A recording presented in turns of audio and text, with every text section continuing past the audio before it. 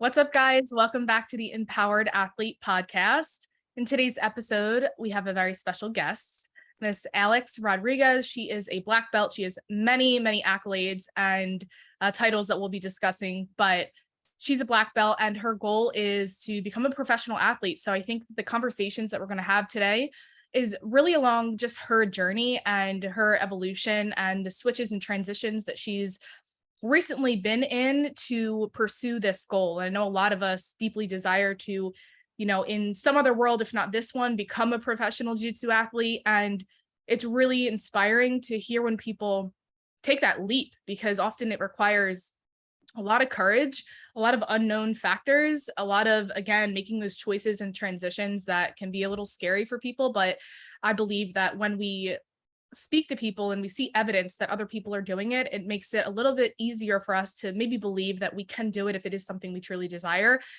So she's really young, she's only 23. So for her to really shoot for the stars at this age is so awesome. And I'm so excited for her to share her story and to offer her insight and wisdom for her experience. And so a little bit about Alex. So she started jiu-jitsu at KnuckleUp Fitness at the age of 11, around 2010, under Steve Mitchell, and began wrestling at Cambridge High School for 4 years under Don St. James. She continued in college for 2 more seasons under Christian and Ashley Flavin, and graduated with an exercise science degree at Life University in 2021. Congrats on that. I know making it through college nowadays is a little tough, so awesome. She received her black belt under Bruno Frazatto and Nathan Hadley in December 2011. 2020, 2021 or 20. There we go. Yes, 2021. Yeah. 2021. Yes. There we go. Wow, I totally messed up numbers there. After making the switch, I was like, that doesn't add up. Like, she's in 2021, after making the switch to Atos Atlanta, which we're going to be discussing in 2020. And some of her accomplishments, which is not an exhaustive list, is her multiple gi and no gi Pan American titles at orange, purple, and brown belts in both the weight and open class, 2021 IBJJF no-gi world's title at brown belt, her recent win at no-gi pans this year at black belt, which is awesome accomplishment. Is that your first black belt tournament? For IBJJF major. Yeah, I think major. I was able to do a handful of tournaments at black belt in January, and then but I think first IBJJF major. Yeah. Amazing.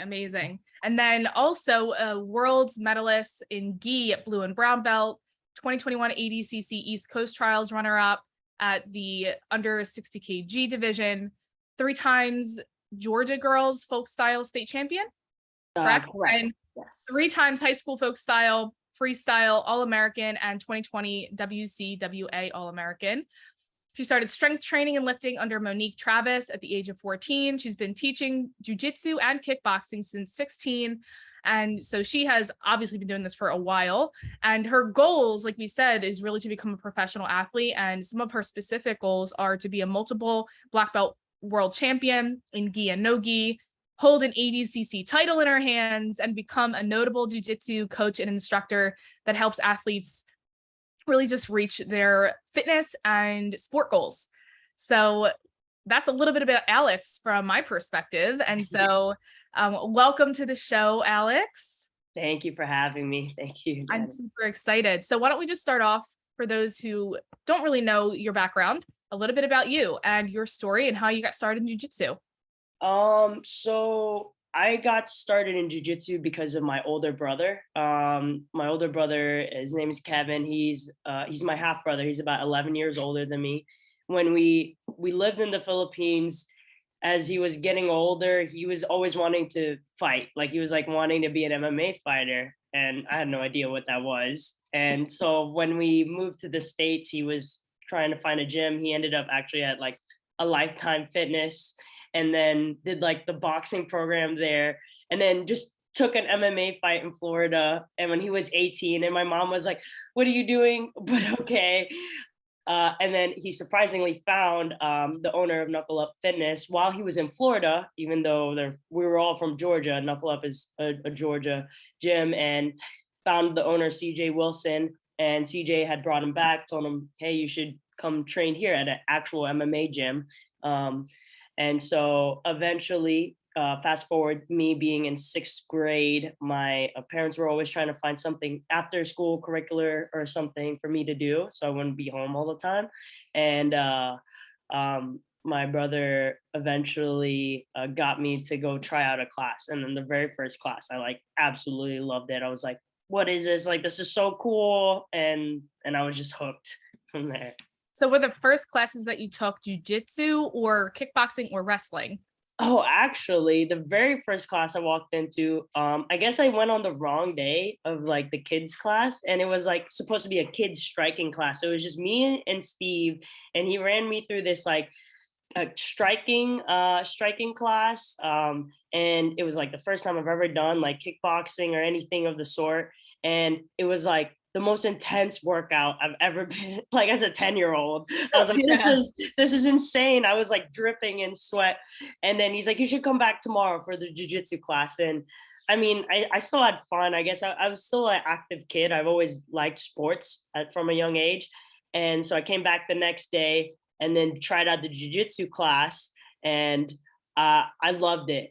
We were actually learning how to jump close guard back then. God. First day, jump close guard. I was like, he's just like, you just have to commit, like just throw your head back and commit. And my partner at the time, it was so funny. Like he I guess like he wasn't like super brand new, but he just like wasn't catching me. And then Steve was just like, just throw your head back. So I was like, okay, I gotta throw my head back. And I kept hitting my head on the floor because he wasn't Oh my catching me. gosh. And so it like scarred me from jumping guard for like the first year of my jujitsu career, but now it's totally fine. But it was just a funny incident. And I still continued with it, obviously, but Yeah. it was just funny. Yeah, I saw you actually jumped guard in one of your matches. I think it was at Nogi Pans. Yeah. I actually, yeah, You I have felt long like, legs. yeah, I tried to I tried to jump like a flying triangle. I like had it locked up for a second, and then as soon as we hit the ground, she was able to posture up, and I was like, oh,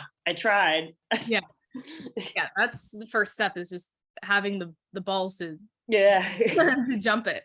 Yeah, awesome. So since you started at a young age, I'm curious, and I'm sure other listeners are curious too, what are some of the biggest shifts you've noticed in the jiu-jitsu industry since starting as a kid to where you're at now?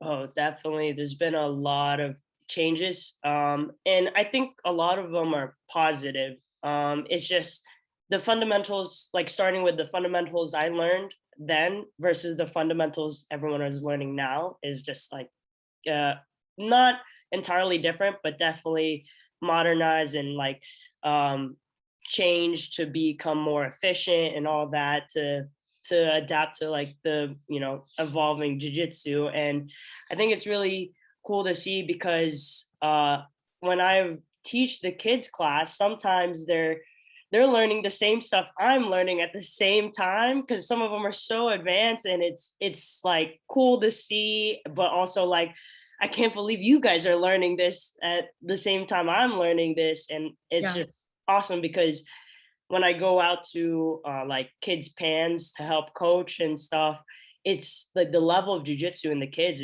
is crazy. They're like mini black belts. Some of Yeah. them like orange and green belts is like no joke. Even yellow, honestly, is no joke.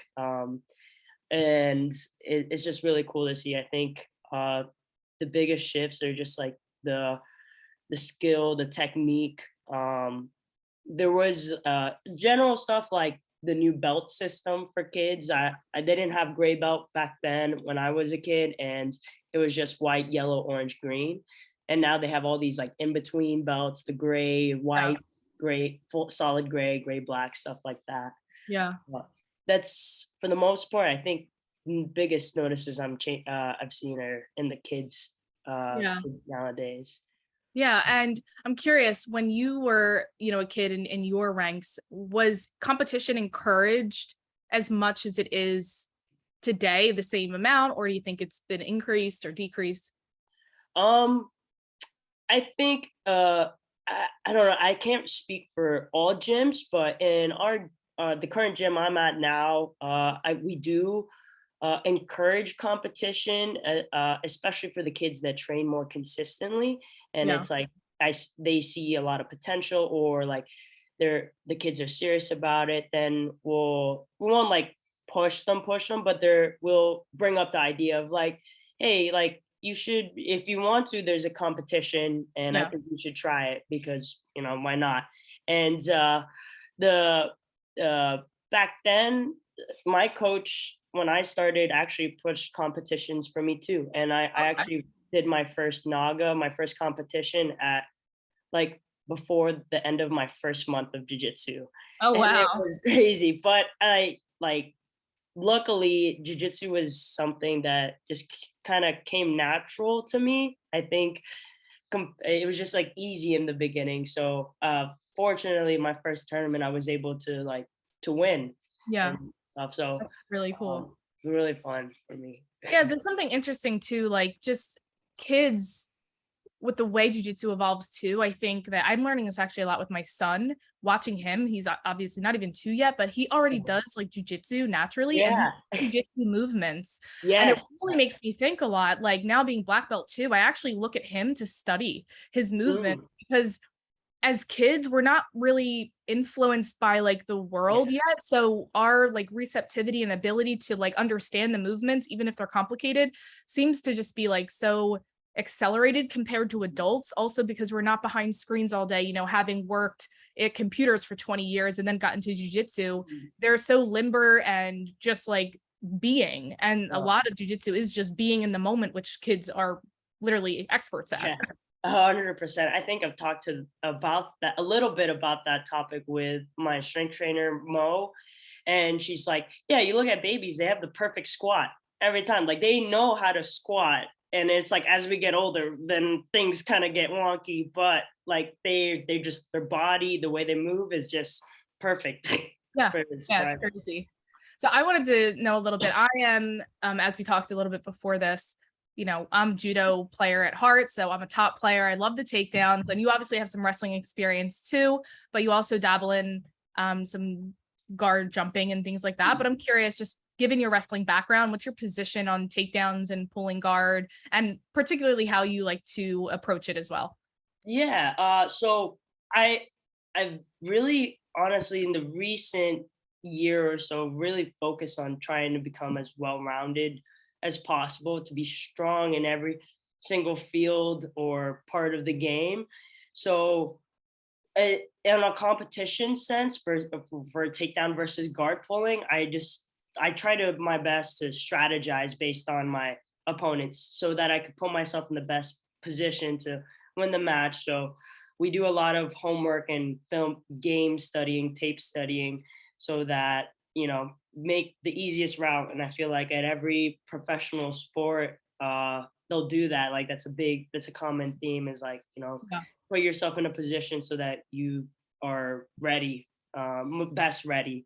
But in the gym and stuff, I try to train whatever I'm lacking in mostly. So let's say I'm learning this new takedown and I'm trying to really implement it. I just keep trying to hit it in training against everybody and stuff. Yeah. So that put myself in those uncomfortable positions because it's just training, right? Yeah. It doesn't matter. Exactly. Yeah, yeah, 100%. And I think so many people just needed to hear that one statement because so many people take it so Yeah, personal and serious, and that's where it should be fun, and you should be learning and growing and trying new things, and exactly. you're willing to put yourself out there, and even if you fail in it, you're more likely to have the courage to try it in a competition setting because you've at least tried and failed over and over and over and can make those adjustments. But if you just 100%. if you just always hold back, then of Mhm. course you're not going to execute in competition. I mean, like, because Yeah, you know exactly. prior failures and Mhm. adjustments that you've made. So Exactly. yeah. And one of the things that I was curious in your thoughts when it comes to super fights, I understand studying your opponent because you usually have one person, Yeah. right?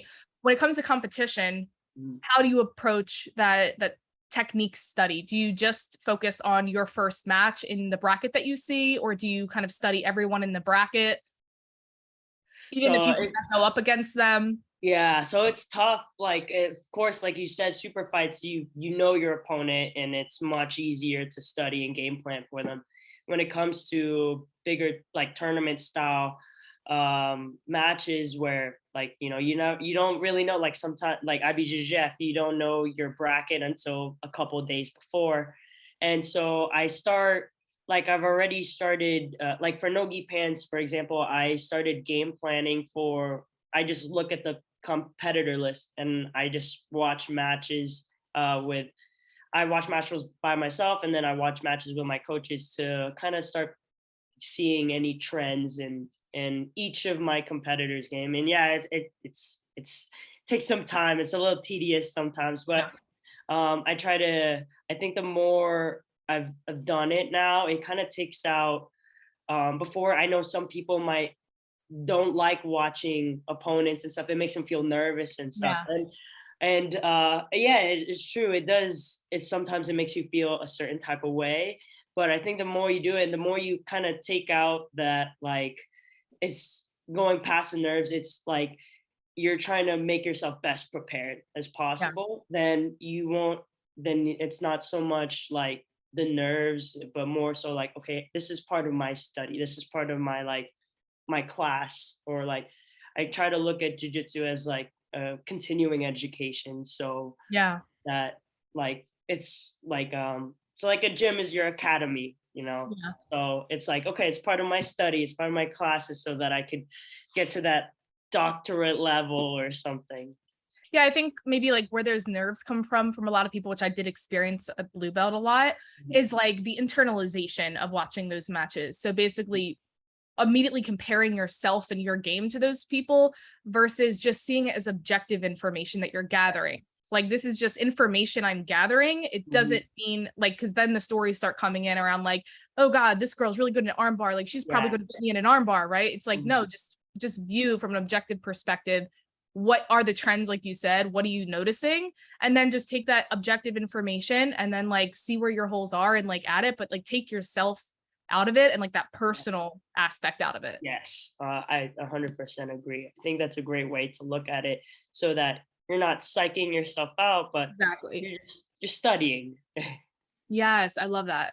So, without giving too much away for any opponents that you might be facing, Mhm. what would you describe as your BJJ style? And do you feel that your body type influences your style? And Uh, has your style evolved or changed since you originally started?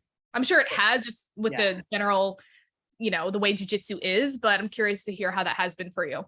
So I really thought about this question when you first asked me about it, and so I'd say like if you asked me maybe even just like a year ago or a couple years ago at like brown belt, I was very top heavy, pressure passing and chokes were like my big thing, and it still is now. Like that's probably what I've spent most of my career so far on, is those things.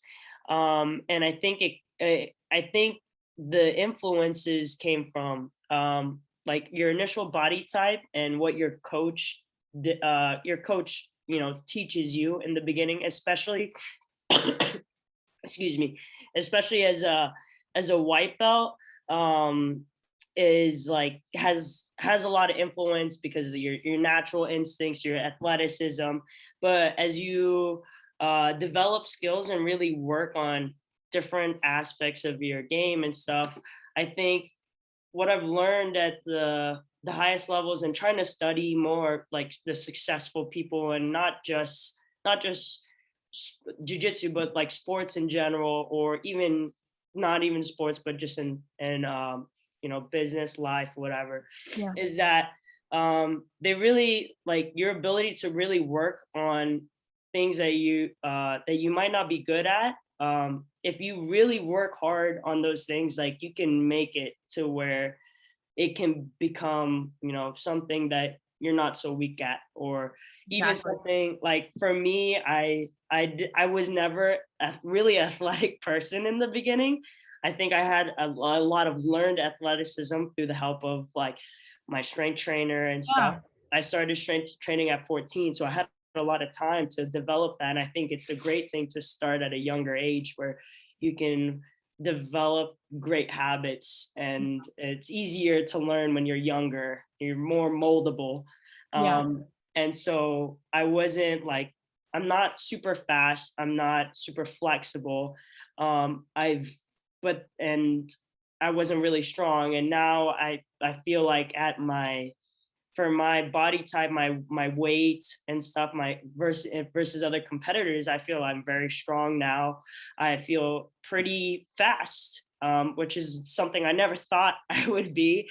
Yeah. I'm still not that flexible. That part we have to we're gonna keep working on. But it's so funny that, like, yes, your body type in the beginning might influence how you play jiu-jitsu. Like a heavy guy will have a heavy game, but it's so funny that I learned pressure passing, and my original coach, Steve Mitchell, he's a big dude, but he learned pressure passing from a 150-pound dude.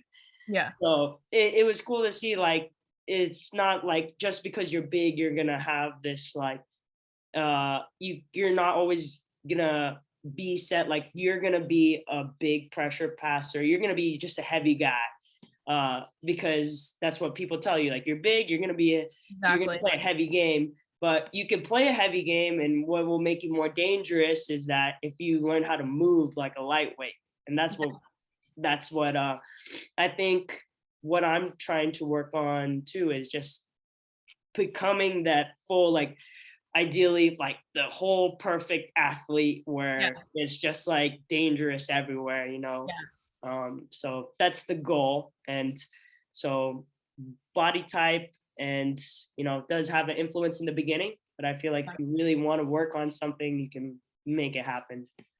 100%. I really like the underlying message of really just anything that you deem as a weakness or inadequacy about yourself, you have the power to make it a strength. You have Hmm. the power to make it a strength if it's something you really desire. One of the things that this is more technically based, but I was always an athlete growing up, so I was always athletic. But from a technical perspective, we can either like let ourselves get beat up when we get beaten or use that as fuel to like get better at that thing. And I remember when I first got my blue belt, my first tournament was Pan Am's. Oh, And wow. it was a rough one to go right in at Pan Am's. Let's And do it. That's I got awesome. the girl pulled guard really quick. She went shin to shin, which I never saw before that point, and then immediately kicked my leg out, went for a triangle in Oh, 30 seconds. oh I man. cried for a week, but I immediately, once I got out of that, was basically like, I'm going to master this Yeah. shin shin It triangle because should, it's yes. never going to happen again. And so like Mhm.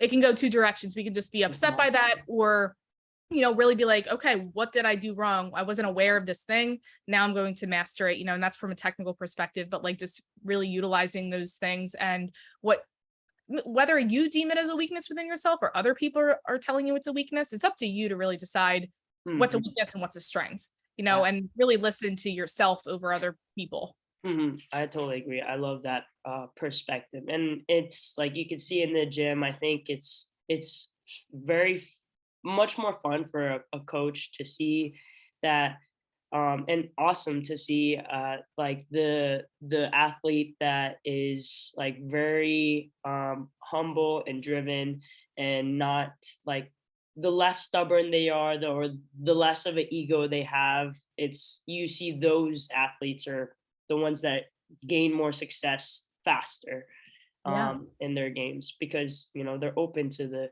criticism. They're trying new things in their game, even if it means like not winning all the time, especially in training. Because if you're the goal is to put you to you know get better in training, so that when competition comes, then you're ready. exactly. So we talked a little bit, obviously, that you cross train. You mentioned weightlifting and everything. And so what does that look like for you? What is your training split, to balance out your hard training? How often are you training jujitsu as being a full-time athlete? And then what's that supplemental training look like for you? So I think I've this jujitsu schedule. I've kind of always been full time since I started. Whether it was full time jujitsu, or when I wrestled, then it was full time wrestling. Never really took a break, other than like if I had surgery or something. Then you know. But I think I've had this relatively the same schedule, except for any time like Bruno asked me like, okay, do we need to change this in our schedule, or if there's like bigger tournaments like ADCC trials or something, or Nogi Worlds, like this is what we're gonna do. This is the schedule. So we plan it out, but it's been mostly like twice. I train jujitsu pretty much at the actual training sessions, not just teaching, but Yeah. training sessions are like twice a day, Monday, Tuesday, off from training jujitsu Wednesday, and then two days on Thursday, one a day on Friday, one a day on Saturday, and then off on Sunday. And then I lift on Mondays in the middle of the day, then Wednesdays, and I actually do jujitsu with Mo on Wednesdays too. So I feel like I'm always doing something. I'm always doing jujitsu every day, but like in terms of like my actual training where I could be very Yeah. selfish and focus on my stuff is those days. But I lift and I do strength and conditioning 3 times a week. Okay. Just so, and the great thing is that I have a trainer that, always, like, one of the first things we do is when I get there, she always asks how I'm feeling, or like what's my schedule for the Awesome. day, so that if she needs to tailor, she could tailor. And like if I'm training jujitsu that day, like Mondays are really like a lot of in terms of quantity. Yeah. So that like we might not have a big conditioning portion that day, so that I won't be overexerted by the time I come back at night to train jujitsu again. That's awesome. I love that you have that support system that is aware professionally like that, because Mhm. that's a concept I talk about a lot. And the listeners, I'm sure, have heard this and I've exhausted about this, but this is like what I call training undulation. And it's basically Mm. varying intensities of your training throughout the week. So as you were explaining that, I was kind of like noting it, and I was like, yeah, you have like about 3 really intense days a week. Mm. You're still doing jujitsu other days, but it's like moderately intense. Then you have some lighter days and a full day off. And that is the way to really prevent burnout from happening and be able to Mhm. consistently progress without just your physical or, mental health suffering in the process. Do you Mhm. feel like you have a good balance there? Yeah, so part of it, I think I'm also young, really young right now. So my ability to like just go is still like really great. But the things I was doing between jujitsu and back then, I used to work a lot more in a restaurant. I used to be a Yeah. server, or I worked at Costco as a stalker before, and just like finding that balance. And back then I used to do so much, and I was thinking even just like 2 years ago, I was like, I could not do all of that now. Like I'd be so tired, and Yeah. it's so crazy how much changes in a year with your body. And I mean, I feel like I've done all the wrong things before, and I've Yeah. learned from that, like even through, overtraining and, Yeah. getting surgeries, and the result being overuse injuries and getting to the point where I need surgery for them. And it's Mm. so I feel like I've learned all how to do like things to the max the wrong way. And then now it's like being a smarter athlete, a more Oh, I mature love that. athlete. So Yes. and it Smarter, not harder. And the fact that you're only exactly. 23 and you've been able to adopt that mindset makes me so happy. Yeah. That's like what my mission is like to constantly teach people that. And often it's the younger people and generation that have a harder time with that, because they do have the energy, they do have, that just like younger body to be able to push. But Mhm. when you experience something like a surgery and then you find out it's from overuse, it starts to Mhm. maybe shift your mindset and give you a reality check, like, well, if I want to do this for the rest of my life and I have big goals that I haven't yet achieved, maybe I should start adjusting my approach, so that I can do this and reach those other goals. And maybe it's not, going 110% 24/7 really is the way Yeah. to get there. Exactly. It's the quality. Definitely agree. Quality over quantity. And it still produces, if not better results in the end. And you're just happy about it. I think Yeah. that's the thing. I've talked to like I other, enjoy the process. yeah, exactly. Like this is a marathon. Like if you want Yeah. to be like a professional athlete. It's a marathon. You try to last as long as you can because your lifespan as a professional competitor is only so long. So how Yeah. do you extend that as much as possible? And talking to some other competitors, I know some other teammates like Amanda Bruce, she's from Atos HQ, and we were talking about the Rutolos, and like they do so much, but man, like they're those guys are like they're so happy all the time. She's like they're never not happy, and I think that's why this works so well for them, even Yeah. though they're doing so much. Is like they love what they're doing, and it's Yeah. so. And I feel like I'm on the right path because it's like, okay, yes, I love what I do. I've never felt like the to the point where it's just like I don't want to do this again because it's just so much. Yeah. So I feel like I'm doing something right in the sense Yeah. that, and like you said, having that like professional support system, whether it's a strength trainer, nutritionist, and like having an awesome coaching staff is just it makes so much of a difference. 100%. Yeah. Awesome. And I'd love to talk a little bit about your mindset toward competition. This is constantly something that is in our world working with athletes is the mindset toward competition. So I'd love to know a little bit about how you prepare mentally for competing, and especially at the high levels, like doing the ADCC, doing IBJJF black belt. And do you go in with a specific, mental plan or strategy? Like, how do you approach that? Um, I'd say first like that what might work for me won't work for everyone else. So it's just like always trying to find what best works for you as an individual, you as an athlete. And it, might be some trial and error in that. But for me, I feel most comfortable when I know I've best prepared myself through training, through diet, through sleep, and all the most important things that like an athlete needs. So of course, like again, like the studying my opponents, that just makes me feel more prepared, and it actually makes me feel more comfortable than nervous.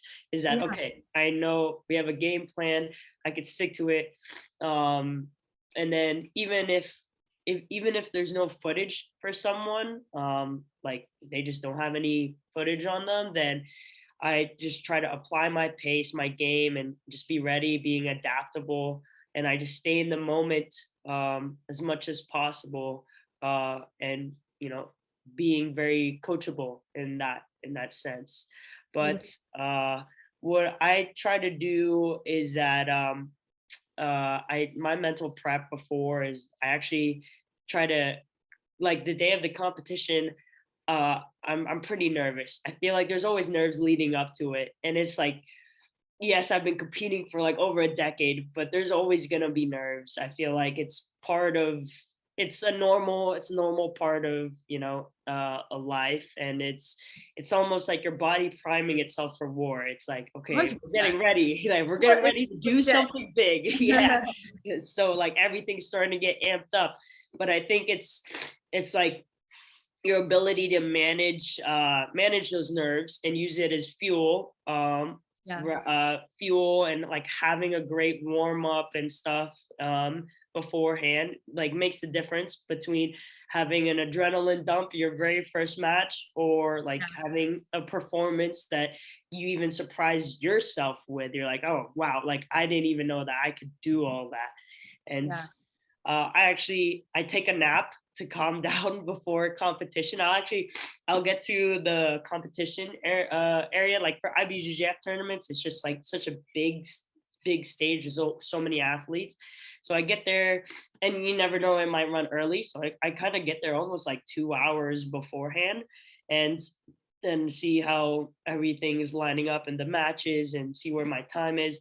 And then I'll just kind of lay down and close my eyes for maybe 20-30 minutes, because I think I like tire myself out from being nervous Yeah. too. So I kind of need to like reset and just like calm down. And then after that, I'll start when I actually warm up for like an hour or so. And I'll start with moving my body, stretching, dynamic stretching, stuff like that, so that by the time I get into the meat part of the actual warm up, like the jujitsu part of the warm up, I'm ready to go, and I make sure that I'm basically sweaty before, and like Yeah. I'm warm. I'm very like warm before I actually go in to go get weighed in, and then go sit around and try to stay warm for a lot longer in the bullpen. Yes. So that's like that's my routine for. Awesome. Yeah, I think it's so important to make sure that your body is warm, and like you said, it's going to look different for everyone. Some people, only need a shorter amount of time, and really trial and error is the only way to find what works for you. But Mm, definitely getting your body warm before that is going to be so helpful. And one of the things that you mentioned that I speak to a lot is this idea of like you said, there's always going to be nerves. It's a normal part of somebody about to attack you and wanting to break your limbs and choke yeah. you. Like, I think you should be a little nervous. Yeah, it's fight or Not you might be a flight. sociopath. Yeah. um but what I like to say is that the energy of anxiety, which is usually what we're feeling, that anxiousness, Mm, is the same energy in the body as excitement. It's mm, just two sides of the same coin. And I feel like that really is like the mental edge that helps me particularly. But really, instead of allowing those nerves to consume you, can you shift into being excited for what you're about to do because you prepared for it, because you have this opportunity, versus like just letting the anxiousness of the fear of failure, or, you know, all the unknowns, mm, be what's going to drive your intention and, your mindset when you step on that mat. And it's like recognizing those things and then doing whatever you need to do to shift that energy and recognize that, you can channel it into an excitement instead mm, of an anxiety. And then that alone just completely reshifts your mindset and reframes everything and can really put you in a better space as mm. you're warming up and everything.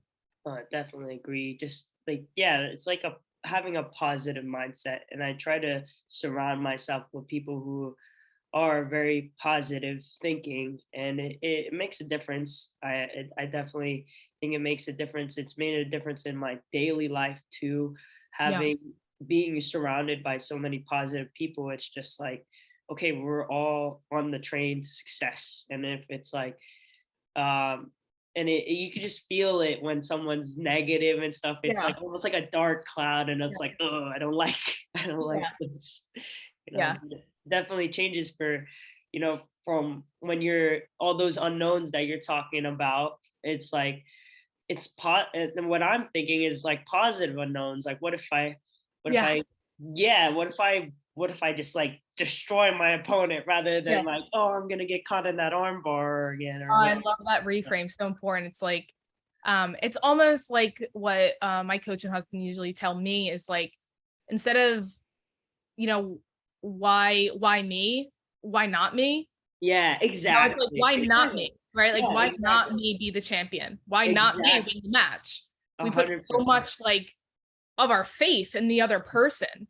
And that Mhm, faith yeah, really needs to be directed to ourselves.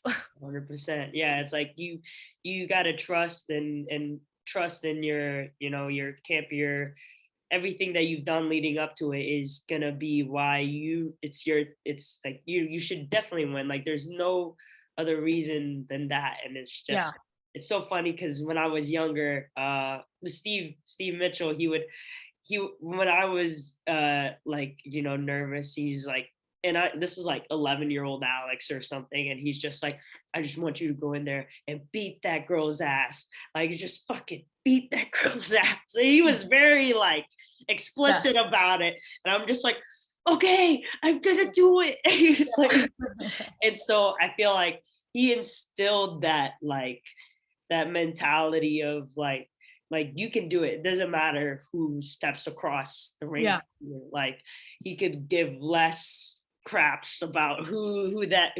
standing next to you, whether it's an Olympian or whoever. But Yeah. it's like you could do it. No. Yeah. I love that. So last question before we shift gears a little bit, we talked a little bit about the balance that you have, Mhm. but how do you go about creating balance in other aspects of your life? Because being a full-time athlete, sometimes they say, so unless you have the right support system, success can sometimes be lonely at the top. There's a lot of sacrifices you make when you decide to go into be a full-time athlete, because your training really does take high priority. So things like relationships that you're in or friendships, how have you balanced that? Yeah, everything from I You just had them feel all. You just had them all join jujitsu. So then, exactly. And then it's like, all right, if you like jujitsu, then we can be friends. Other than that, I'm sorry, I don't have a lot of time. So yeah, it's just like everything. It like jujitsu, fitting jujitsu and training and everything revolving around training is easy for me because it's like what I've chosen. But everything else around that is like that's the hard part, you yeah, know. But with fully committing to pursuing jujitsu as like a career, I've just made everything revolve around my training schedule and yeah, everything in jujitsu in general. Thankfully, I've gotten to a point where um, financially, like the work that I used to work at a restaurant like on weekends all the time, and like I was like a part-time server. I take part-time jobs, whatever would help, that whatever was easy to request off just in case I have to hop on a plane and go compete and yeah. stuff. But now I've been able to fortunately uh, teach more at the gym, take on more regular privates, trying to find different ways of like, passive income to, and like I just recently, Faye and I just started this Atlanta Jiu Jitsu brand and stuff that I'm really trying to focus on, maybe the merchandise and uh, some seminars that I might get into a little bit later. Yeah, we'll definitely talk about it. Yeah, to help financially fund myself as as an athlete, so that I could live the way that like live the jujitsu lifestyle. But I'm also bougie to the point where like I'm a big foodie and I love to eat out and I love to cook, and well, I love fake cooks and I love to eat whatever she cooks and stuff. And so yeah, and in terms of relationships, I'm actually um my girlfriend is Faye, and I met her through jujitsu when I was actually 15 and she's 19. We're like 5 years apart. And so we became really close friends then. And then it's so funny, I actually tell like all my friends that we just like managed. It's like, yeah, she groomed me. She waited till I was like 18. And so she's like, wait, she waited till I was old enough, and she's like, oh my gosh, you gotta stop telling people that. I was like, well, now it's gonna be on a podcast. but but yeah, like it kind of just worked out. Like she was my best friend for a really long time because of like we had the same interests. Like Oh, we want to be professional athletes, so it just so happens like you get to spend a lot of time with the people who choose the same things as you. So yeah. it just kind of worked out that way. And I still try to keep in touch with my friends from like high school and stuff, but definitely like because I've chosen this, everything kind of revolves around this. And what's even 100%. yeah, what's even better is that Master Roberto Travin, he I love that man. He's amazing. Him and Professor Bruno are very close. And our teams actually cross train together all the time. Um, so it's really cool to see that, like, they're very new school in that thinking of like it's okay to cross Yeah, train, and they're trying to make Atlanta like a bigger scene. Like we have a lot of yeah, people. I think Atlanta's starting to become more and more noticed with some of our standout athletes, and there's a lot of them here. And it's yeah, just now we're starting to take from each gym, like 10th Planet Atlanta or ATT with the Ardillas and stuff. And it's awesome to see this cross training because we're learning so much from everybody. And yeah. Master Trav, and he's awesome because like he sends me and a bunch of his athletes motivational videos and quotes and memes every single day through Instagram. And Oh, it's it's it's amazing. yeah, it's amazing. It's it motivates me, and it's like, yes, like I want to do good because of you, because because of him. He's like I forget how old he is, but he just got his coral belt. So Yeah, that just goes to show how long he's been in jiu-jitsu, and yeah, it's so awesome to have someone like that. And like have someone like that believe in you and Yeah. then say, yes, you are on the right track. This Yeah. is what you want. Because this Yeah. is what he's made out of his life. You know? Yeah, exactly. Yeah. So cool. So in the topic of gyms and things like that, switching gears a little bit, we had mentioned that you recently did switch gyms from your childhood gym to the Atos Atlanta. And this is a huge question and conversation that is constantly going on in this space of finding the right gym. People and athletes switching gyms all the time to find the right fit for themselves. So I'd love to know how your transition was in changing gyms and any tips or advice you could give athletes looking to transition gyms, what to look for and what to, in a good way, and then also the red flags. Yeah. So I ended up switching gyms around COVID. And it was only because, and I've been with KnuckleUp since the very beginning, since 10 years old. I went through all the belts from kids belts all the way to brown belt under Steve Mitchell. And um, it, it was like heartbreaking. I think if you've grown up in a gym, it's never difficult. It's never an easy thing to just up and leave that and then switch everything completely, everything that you were so used to.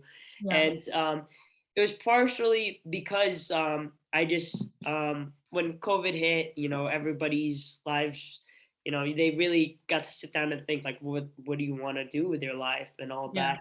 And so I had a little group of training partners, and then as after COVID, it's just like, okay, they were gonna like focus on just work and jobs, and I was like, oh, I thought we are gonna do jiu-jitsu forever, man. It was us guys. But then Yeah. I totally understand, like, life goes on and whatever they need to do, and so it was tough to have my consistent group of training partners. It was just like me and Faye, and and also Steve at the time. He was starting a family. He wasn't sure if he could have been full time anymore. So it really, I had those conversations with him earlier because I was living around in the Marietta area already because of school at Life University. And then I was driving by and I was like, there's an Atos sign over this building that just popped up. Like, what is that? And then I realized that Bruno Frazatto had opened a gym. He was starting there. And during COVID, we started asking for privates just because he was open and Yeah. everywhere else was closed and stuff. And so we were able to do that. And I love learning from him. I really believe in his jujitsu, and I just like believe in him completely. And so I had the conversations with Steve about like possibly switching gyms. And I think for someone who is thinking about switching gyms, I think having that open line of communication is the best way with all the parties involved, so Yeah. that I try not to burn bridges. I think Exactly. if I could avoid burning bridges, that's the best way, especially if like you weren't ever really wronged by Yeah. the initial party. There's no reason to. And I think yeah, like I've always had an open line of communication with Steve. He's like my jujitsu dad, and Yeah. still to this day, we talk almost every day. Like he keeps up with my jujitsu and stuff, and he still teaches at KnuckleUp too. So it's cool to see. It was definitely breaking to switch gyms, but I think in the so far I've really been able to reap the benefits of having a coach like Bruno Frazatto, who's Yeah. so who's such a student to the game, even though he's like a legend in the sport. And Yeah. it's motivating to see for a young athlete to be like, okay, I need to, if he continues studying so much, like every day, like his daily lifestyle is so much jujitsu, and Yeah. this is what I need to be successful, and he's lived that, then I could just, it's almost like you could copy and paste. Yeah. Exactly. Yeah. So, You don't got to and reinvent the wheel. You have a model and an example that could just exactly. show you the way. Exactly. So, um, That's awesome. yeah, I think in terms of, switching gyms, that open line of communication, trying not to burn bridges, and Yeah. trying to see what best fits for you. And I wasn't 100% sure on like whether to switch gyms or do another gym or whatever. But I took my time throughout the process. I think it wasn't I didn't like sign up at Atos right away. It was like maybe like a few months in limbo of like trying to figure out and cross training at other gyms too. But I was just open with Yeah. everyone, and and I think that led to everything, the switch being easier, because Yes. I said like this is ABC, what I want out of my career and stuff, and this is what I need. So what who's where is the best place Yeah. for me to go? And I even talked to that with Steve, and I know it was like heartbreaking for him because of course he's just like deep inside he wants me to stay with him and all of that, but him being like him understanding this is what I want out of my career. He was Fortunately, I had like I he was he was a great person, role model about being honest and open about Yeah. how he felt and what he thought was best for me too. So I think That's it just made the awesome. process a lot easier when you have a positive support system. 100%. That's so beautiful. I love that. And I love that you took your time in that transition and didn't feel pressure because Mm. you get that itch of like, I need to train. And it's like, Yeah, I need to exactly. find and establish and find stability Yeah. somewhere. But it's like, you don't want to just hop around every month because you didn't find the right spot. So giving yourself Yeah. that time, because it is a big life transition, like Mm. making any big decision in life, you want to give yourself time to really make sure that you have the right one. So having that support system and that good modeling is just a great thing for, you know, athletes to have and cultivate if they don't have it, so that they can feel supported in making decisions like that. Yeah. Um, yeah, so I'd love to dive a little bit deeper as we wrap up here, just quickly into, because it's been coming up for you very recently, maybe because you're becoming more known and you're killing it on the competition scene. But I know that you've received like criticism around your gender, and we wanted to talk about that a little bit, Mhm. and because you were open about that. But how's that like affected you? Has that been something that was long ongoing, like your whole life, or is it mainly just recent? And like, how have you been navigating those things as you Um, become more in the spotlight? yeah, so I think it was more so like a thing whenever I won something bigger, and Yeah, like and it would just be mostly on social media, yeah, because it's like if Flow Grappling or IBJJF post something, and like to someone who doesn't know me and stuff, yeah, I could see how maybe I look a little boyish, and then they're like, oh, that's a dude going against a girl, and yeah, so I could see where they're coming from. But it's just like I think it's more so the people that do know me already like address it so much and like super hard to where like I don't feel like I need to even explain myself, because it's so funny. Even Faye will like go at them so hard, and that they'll block Faye, and then she'll go on our dog's page and then start messaging them to, and so it's just like I have and then my friends from the gym, just like everybody, they're just like, no, she's a girl, she's a she was born a girl, everything. It's just like I'm just boyish, so yeah, but yeah, like I think it was just more so around like the bigger tournaments, but I don't think it's ever been a problem before. Um, and not a problem in wrestling when I wrestled in like college or anything. But I do know like even in college that's happened to some of my teammates who are a little bit more guyish, and then coaches will be like, oh no, like she's super strong, I'm pretty sure that's a dude, like get her yeah, tested, to the point where they're like asking them to get tested, and like that individual will have to get all these drug tests like all the time, and it's like, no, she's a girl.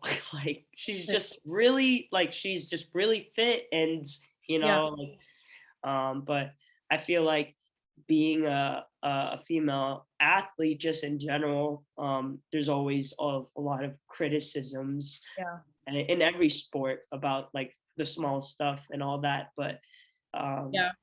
I think But like you said, as you becoming more successful, it just, unfortunately, it's like it does expose us to the people who are behind the scenes, who aren't stepping on the mats, putting their life on the line, and they just, keyboard you warriors. know, it's easier to type some words on a computer screen to make them feel better about themselves, you know, and just like start drama. But they're not really the ones, the man in the arena or the woman in the arena. They're not the ones doing it oftentimes. But I'm really happy to hear that you do have like a support system again that is willing to stand up for you too, and you know, nip those things in the butt before they spiral. Yeah. So that's awesome. So finally, I would love to wrap up with you talking about this new seminar brand that you created, Atlanta Jiu-Jitsu. So I'd love for you to dive into telling us about the purpose and mission of that. Yeah, so I originally had started this LLC because I needed to anyways if I wanted to grow my brand and stuff. And Faye and I are looking to buy a house in maybe a year or two, and so we talked to like an accountant, and she's like, you should have an LLC. And I was like, I should.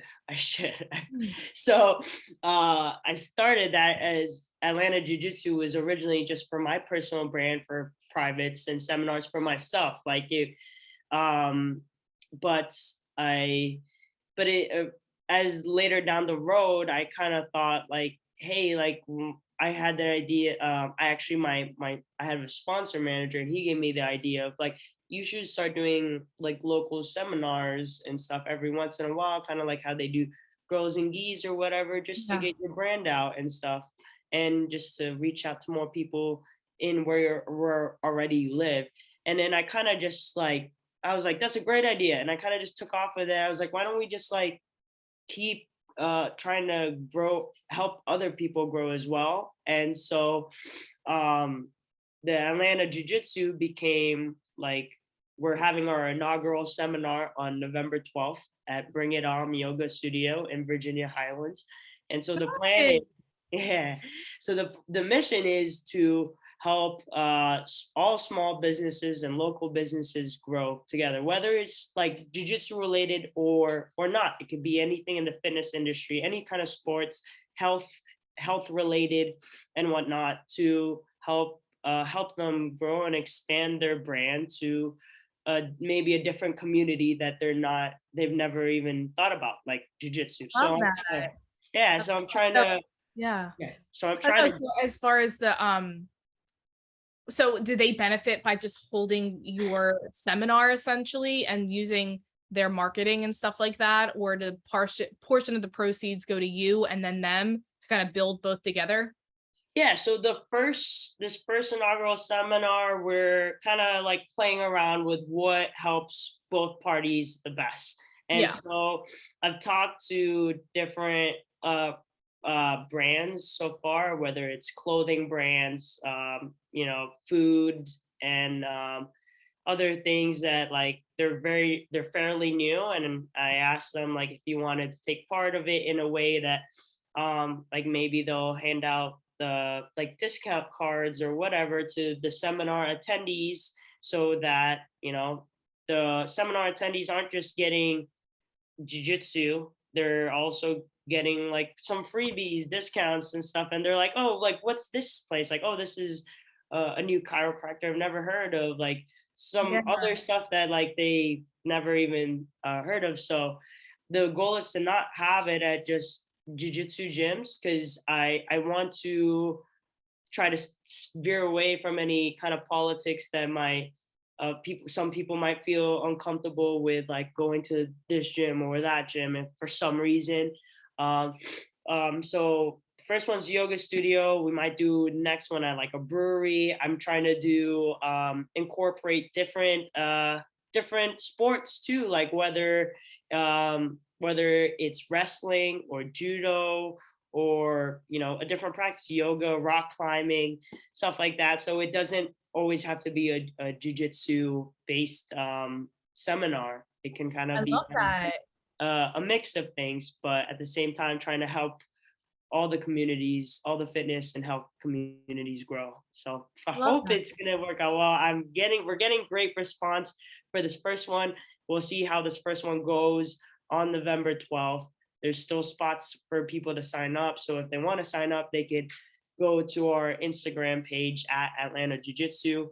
And there's all the information, the list of like the current sponsors of different people that are in for that one. And so I'm excited. Cool, super cool. We'll definitely be putting that in the show notes so people can check that out Sweet. Thank and you. support you if they're in that local area. And then for those who would love to connect with you, do you offer, what's the best way to connect with you? And do you offer any other privates or, like you said, coaching services or privates that, you know, whether that's in person only or virtual, you know, in case other people are interested in diving deeper with you? Yeah, of course.